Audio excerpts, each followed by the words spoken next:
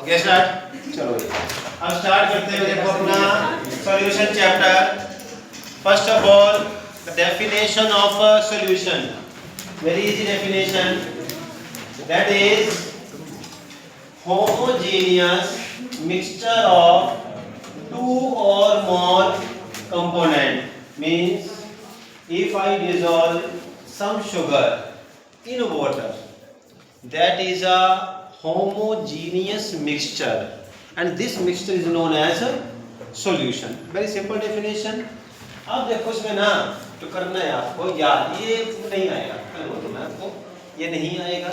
हाँ, अगर बहुत पेपर आसान बनाया, उसमें पॉसिबिलिटी बनी, तो ये हो सकता है आ जाए सॉल्यूशन इज ए, वहां चार ऑप्शन आ जाएंगे, homogeneous, heterogeneous, may be homogeneous, may be heterogeneous, और fourth option is none of these. वहां पर फिर आपको पता होना चाहिए कि होमोजेनियस मिक्सचर है, बस इससे ऊपर नहीं आएगा, डेफिनेशन नहीं आएगी, डिफाइंड सॉल्यूशन ऐसा नहीं आएगा। हाँ, जो आ सकता है हमारे पास, ये एनसीईआरटी में दिया हुआ पोर्शन है, दैट्स व्हाई बोल्ड भी किया हुआ है कि what is the composition of brass, means brass किस से बनके मिलके बना हुआ है। तो देखो ब्रास को आपने लिखना है कॉपर प्लस जिंक। अगर भूल जाएं तो पता होना चाहिए कॉपर का नंबर है 29 एंड जिंक का नंबर होता है 30। तो 29 plus 30 is equal to brass, ये ब्रास हो गया। अच्छा, ब्रोंज, जो कि ब्रोंज मेडल होता है, मिलता है आपको एथलीट्स गेम्स में, तो वहां पे क्या है ये याद करना पड़ेगा, copper plus tin means Cu plus Sn। सुन मतलब Cu है ना, ठीक है, तो बन सकता है ब्रोंज, ठीक है। और third one is German silver. अब जर्मन सिल्वर किससे बना है, वेरी इजी, निकल number 28, copper number 29, zinc zinc number 30, 28, 29, 30 German silver. अगर आया तो क्वेश्चन आ सकता है आपका डायरेक्टली भी, what is the composition of German silver, निकल, कॉपर एंड जिंक। ये ऑप्शन आ जाएंगे कि कौन कौन से प्रेजेंट नहीं है, कौन से प्रेजेंट को करना पड़ेगा, वहां क्वेश्चन कैसा आता है, कोई लिमिटेशन नहीं होती एमसीक्यू में। और अब मेन चीज, ये तीनों अगर कहा जाए क्या इनकी कैटेगरी है, किस कैटेगरी के ये सॉलिड्स हैं, सॉल्यूशंस हैं, ये तीनों सॉलिड कैटेगरी के सॉल्यूशन है। we can say them as solid solutions।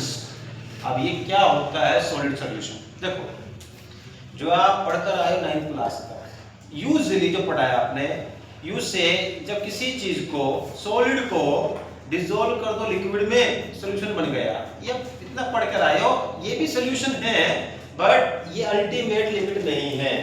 Solution हमारे एक्चुअल में 3 टाइप के होते हैं, gaseous solution, liquid solution and then solid solution.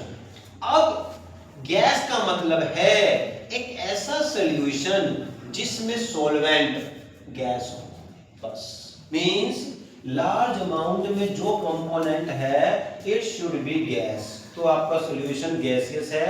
आपकी एयर एक सॉल्यूशन है, क्यों, क्योंकि उसमें मोर देन 1 टाइप की गैसेस हैं, और जो लार्ज अमाउंट में है वो भी गैस है, जो लेस अमाउंट में है वो भी गैस है। तो क्या सॉल्यूशन हो गया भाई, ये गैसियस सॉल्यूशन, क्योंकि इसमें जो लार्ज अमाउंट में क्या है, गैस है। अच्छा, लिक्विड सॉल्यूशन वो है जिसमें सॉल्वेंट कैसा हो, लिक्विड हो। Solute could be liquid, solute could be gas, solute could be solid. और सॉलिड सॉल्यूशन वो है जिसमें सॉल्वेंट कैसा हो, सॉलिड हो। इसकी बिल्कुल एग्जैक्ट क्लियर अगर आपको लेनी है, यहाँ पर रेफरेंस नीचे ये बिल्कुल एनसीईआरटी से टेबल ली हुई है, और इसके क्वेश्चन आ सकते हैं 2 तरीके से। पहला क्वेश्चन इस तरीके से आ जाएगा, give an example of gaseous solution. फिर वहां तो कोई ज्यादा मुश्किल नहीं है, जो भी दोगे से एग्जांपल काउंट हो जाएगा। आप एयर बोल दो, आप इसे लिखा हुआ है mixture of oxygen plus nitrogen लिख दो, कुछ भी कर दो, वो इशू नहीं है। सेकंड क्वेश्चन क्या बन जाएगा, like oxygen gas dissolved in water is an example of dash solution. तो कौन सा होगा, देखो ऑक्सीजन गैस इन वाटर, देखो समझना बात को यहाँ पे, अगर निकालना पड़ जाए आपको, दे रखा है और पता करना पड़ जाए, जिसके लिए इन लगा है ना, इन वो होता है सॉल्वेंट। इन का मतलब लार्ज अमाउंट में है, वो सॉल्वेंट है। और जो चीज डिसॉल्व हुई है वो क्या हो गई, लेस अमाउंट में, वो क्या है, गैस। तो क्या सॉल्यूशन हो गया ये वाला, लिक्विड सॉल्यूशन। कैसा हुआ, लिक्विड, क्योंकि जो सॉल्वेंट है वो क्या है यहाँ पे, water. Solvent is here water, so this water, तो वाटर कहाँ के बोला, solvent is here water, that's why it is a liquid solution। अच्छा देखो यहाँ पर भी, जहां पर इन आ रहा है, इन में वाटर आ जाए, अल्कोहल आ जाए, that is a liquid solution। लेकिन अगर इन, जैसे मान लो कह रहा है ऑक्सीजन एंड नाइट्रोजन, इसमें देखो यहाँ इन नहीं लिखा हुआ है कि दोनों सेम फेज हैं। ऑक्सीजन भी गैस, नाइट्रोजन भी gas, solution is gaseous solution. ठीक है, सॉलिड का मतलब जो लार्ज अमाउंट में है, जैसे पैलेडियम, जैसे मरकरी, जैसे यहाँ पे gold, it is in large amount, it is in large amount. अब इसमें देखा जाए तो अब कह देगा तो मतलब कुछ, अब ये पॉसिबल नहीं है ऐसा क्वेश्चन आना, क्योंकि ये पहले का चैप्टर था सरफेस केमिस्ट्री, उसमें आता था, बट स्टिल चांसेस है 0.1 के, वो कह they give an example of gas in solid solution. Gas in solid solution means solid should be in large amount and gas should be in less amount. तो बेटा आपको वहां याद करना पड़ेगा, एग्जाम्पल आपका क्या आएगा, हाइड्रोजन इन पैलेडियम, और ये याद ही करना पड़ेगा आपको, दैट यू शुड नो। तो पता है आपको, तभी आपका इसका आंसर आएगा, by understanding you can't give the answer of this. Palladium symbol है इसका पीडी। पैलेडियम एक ऐसी मेटल है जिसका जो सरफेस है ना, उस पर बहुत सारे ग्रूव्स हैं, मतलब इसका सरफेस उतना स्मूथ नहीं है, और इसके जो ये ग्रूव्स हैं, डिप्रेशंस हैं, इनमें हाइड्रोजन गैस के मॉलिक्यूल्स को आप इजीली फिक्स कर सकते हो। So it could be a question also, palladium is used to store which gas, hydrogen, और to store hydrogen gas which metal can be used, that is palladium. ठीक है, अच्छा यहाँ पे कुछ एक टर्म्स है बेसिक, वो आपको आनी चाहिए। एक है what is amalgam. Whenever mercury is present in large amount in solution, that is known as amalgam. If I say amalgam of sodium, अब sodium you know is a very reactive metal, it reacts with the air also, the water present in the air can react with it, it reacts with the pure water also। आप sodium को air में या water में store नहीं कर सकते, लेकिन आपने क्या किया, एक बीकर लिया या कोई वेसल लिया, मरकरी ली, and you know mercury is liquid at room temperature. अब इसमें आपने सोडियम को डाल दिया, सोडियम इसमें मिक्स हो जाएगा, it will not react with the mercury, और ये बनेगा आपका एक homogeneous solution. And because in this mercury is present in large amount, इसे क्या कहेंगे हम, sodium amalgam, that is known as sodium amalgam. और अगर सिंबल की फॉर्म में लेंगे क्या लिखेंगे, NaHg, NaHg means sodium is dissolved in mercury, ऐसी होता है जिंक अमलगम ZnHg। ठीक है, तो कुछ मेटल्स होती हैं जो मरकरी में सोल्यूबल होती हैं, जिंक भी उसी कैटेगरी में आ रहा है एंड आपका सोडियम भी उसी कैटेगरी में आ रहा है। तो इस तरीके से ये आपके पास सॉल्यूशंस हैं। मेन जो सबसे हाई चांस है इसके आने के है what is gaseous solution, what is liquid solution और what is solid solution. Give one example. ये जो फर्दर कैटेगरीज है ना, इनके चांस कम है। कुछ भी करें इनमें से, गैसियस सॉल्यूशन एयर लिख दो, ठीक है। और कह सकते हो आप गैसियस सॉल्यूशन जिसमें गैस लार्ज अमाउंट में हो एयर के अलावा, रखे तो बहुत सारे, लाइक कैम्फर, कपूर इसे बोलते हैं, कैम्फर इन नाइट्रोजन गैस, ठीक है। अच्छा, ये जो आपका चिप्स में डालते हैं N2 गैस, क्या ये सॉल्यूशन है? चिप्स का पैकेट जो बंद है तो उसमें चिप्स भी हैं और N2 गैस भी है। इज इट सॉल्यूशन और नॉट? Why not? क्योंकि वो हेट्रोजीनियस है, गैस एक तरफ चिप्स एक तरफ। ऐसा नहीं कि चिप्स पूरा उसमें फैला पड़ा हुआ है और गैस नहीं, वो एक होमोजीनियस मिक्सचर नहीं है, इसीलिए वो सॉल्यूशन नहीं है। ठीक है, बस इतना समझ आना चाहिए आपको कि सॉल्यूशन क्या होता है। होमोजीनियस सॉल्यूशन है, गैसेस है, लिक्विड है एंड सॉलिड है।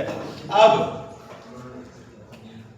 कंसंट्रेशन टर्म्स, इसमें आपकी मोलैलिटी भी आएगी, मोलैलिटी भी आएगी और मोल फ्रैक्शन भी आएगा। सबसे मेन वही है जो आप करके आए हो +1 में। ऑल्दो उससे पहले कुछ बहुत ही सिंपल टर्म्स हैं। स्टार्टिंग करेंगे मास परसेंटेज से, और ध्यान देना ये WW, खासकर अगर आपने तैयारी करनी है कंपटीशन की तो ये टर्म समझ लो। अगर लिखा है WW, अगर लिखा है VW, फर्क। Anybody can explain what is the meaning of WW और VW? Mass by mass, weight by weight, volume by weight. हाँ, वेरी गुड। मतलब ये है, देखो ये यहाँ पर जो सोल्यूट है वो भी ग्राम में है और जो सॉल्वेंट वो भी क्या है, ग्राम में है। बट यहाँ पर किसमें है, ml में। जो लेस अमाउंट में किसमें है, ml में। तो लार्ज अमाउंट में किसमें है, ग्राम्स में। अब W by W का मतलब क्या होता है? इफ आई से I have 10% H2SO4 solution by mass, बस ये लिखा होगा by mass। इसका मतलब ये है अगर मेरे पास द मीनिंग ऑफ परसेंट 100, अगर मेरे पास 100 ग्राम सॉल्यूशन है तो उसके अंदर 10 ग्राम क्या है, H2SO4। परसेंट का मतलब मींस मास का मतलब ग्राम आ गया। कितने परसेंट H2SO4? 10%। तो 10 ग्राम तो क्या हो गया इसके अंदर, H2SO4। तो कितने ग्राम हो गया वाटर? 90 ग्राम वाटर भी है, वो कहीं क्लियर नहीं है। इसका मतलब जो भी लिखा है, मानो में लिखा हुआ है मेरे पास 25% अमोनिया सॉल्यूशन, इतना लिखा है। इसका मतलब इसमें 75 ग्राम वाटर है और 25 ग्राम क्या है, अमोनिया। 100 ग्राम सॉल्यूशन के अंदर 25 ग्राम सोल्यूट है। ये मतलब होता है बाय मास का W by W। अब इसमें एक क्वेश्चन है आपके पास, एनसीईआरटी क्वेश्चन है, और ऑल्दो आज तक कभी आया नहीं है बोर्ड में, बट कोई गारंटी नहीं है। हाँ, ये आया या तो आ सकता है अब एमसीक्यू की फॉर्म में 1 मार्क में, ओनली 1 मार्क में। ठीक है, तो चांस है इसके आने के, ताकि बच्चे का टाइम भी लगे और पॉसिबिलिटी है गलत भी कर दे वो, तो और आसान की कैटेगरी में आएगा ये रहा आपके पास क्वेश्चन कि 2 बीकर है हमारे पास, 2 सॉल्यूशंस हैं। A solution जब obtained by mixing, 2 सॉल्यूशंस कौन-कौन से हो गए? एक सॉल्यूशन है हमारे पास 300 ग्राम सॉल्यूशन, कितना परसेंट है बेटा? 25%। दूसरा सॉल्यूशन है हमारे पास 400 ग्राम, कितने परसेंट है वो? 40%। दो बीकर है, ये बीकर नंबर 1 है, ये बीकर नंबर 2 है, और तीसरा बीकर लिया, इसमें ये भी मिक्स कर दिया और ये वाला सॉल्यूशन भी मिक्स कर दिया, दो सॉल्यूशन मिक्स कर दिए। और अब पूछ ये रहा है, बताओ इस सॉल्यूशन में कितने परसेंट तो सॉल्यूट है और कितने परसेंट सॉल्वेंट है, ये निकालना है। अब क्या करना है आपने इसमें, देखो टोटल सॉल्यूशन कितना हो गया हमारे पास? 300 ग्राम सॉल्यूशन एक मिलाया आपने, तो कितना मिला दिया? 400 ग्राम। टोटल सॉल्यूशन इज 700 ग्राम। अब पता है आपको what is the formula to find the percentage? क्या फॉर्मूला है परसेंट निकालने का आपके पास? परसेंट निकालने का फॉर्मूला है, जिसकी परसेंट निकालनी है वो कंपोनेंट जिसकी परसेंटेज निकालनी है। अगर निकालनी है सॉल्यूट की, सॉल्यूट का अमाउंट लिखो, निकालनी है सॉल्वेंट की, उसका अमाउंट लिखो, multiply by 100 divide by solution का मास मींस टोटल, और सॉल्यूशन बात एक ही होती है, सॉल्यूशन का मास। तो कुल कितना सॉल्यूशन हमारे पास? 700। तो यहाँ नीचे इसकी जगह आ जाएगा 700 ग्राम सॉल्यूशन। चलो इनटू 100 भी कर देंगे, लेकिन ये इशू है कि सॉल्यूट कितना है, अब वो पता करना है। असली जो पूरा गेम है इस क्वेश्चन में वही है। Don't go on the language, क्योंकि क्वेश्चन ये अगर आएगा ना, बहुत हाई चांसेस हैं या तो ये एमसीक्यू के फॉर्म में आए या ये 2 मार्क्स में आए। तो इतनी लंबी चौड़ी कैलकुलेशन ना भी करोगे ना, काम चल जाएगा। 3 मार्क्स में नहीं आया क्वेश्चन ये वाला। अब सुनो, आपको निकालना क्या है, ये जो पहला सॉल्यूशन है इसमें कितने ग्राम सॉल्यूट है, एक तो वो निकाल लो। एक दूसरा सॉल्यूशन, उसमें कितने ग्राम सॉल्यूट है वो निकाल लो। कैसे निकाल लोगे? First solution is 25% 300 gram. Now what this 25% meaning? इसका मतलब है अगर सॉल्यूशन है 100 ग्राम तो कितना सॉल्यूट है? 25 ग्राम। बड़ी सिंपल, बड़ा सिंपल दिया हुआ है तो दिक्कत ही नहीं आएगी। अगर यही सॉल्यूशन है 300 ग्राम तो कितना सॉल्यूट आ जाएगा? 75 ग्राम। इसका मतलब बीकर के अंदर जो हमने ये वाला सॉल्यूशन मिक्स किया तो कितना सॉल्यूट आया वहां से? 75 ग्राम। अच्छा, दूसरा सॉल्यूशन ये रहा 40% वाला। इसका मतलब अगर सॉल्यूशन है 100 ग्राम तो कितना सॉल्यूट आ गया? 40 ग्राम। और यही सॉल्यूशन अगर है हमारे पास 400 ग्राम तो कितना सॉल्वेंट आ जाएगा? 160 ग्राम। यानी कि सॉल्यूट हमारे पास कितना आ रहा है? इतना। एंड टोटल कितना सॉल्यूशन है? 300 प्लस 400 700 ग्राम। तो आपके पास अब सॉल्यूट आ चुका है इन दिस टोटल सॉल्यूशन। कितना सॉल्यूट हो गया हमारे पास भाई?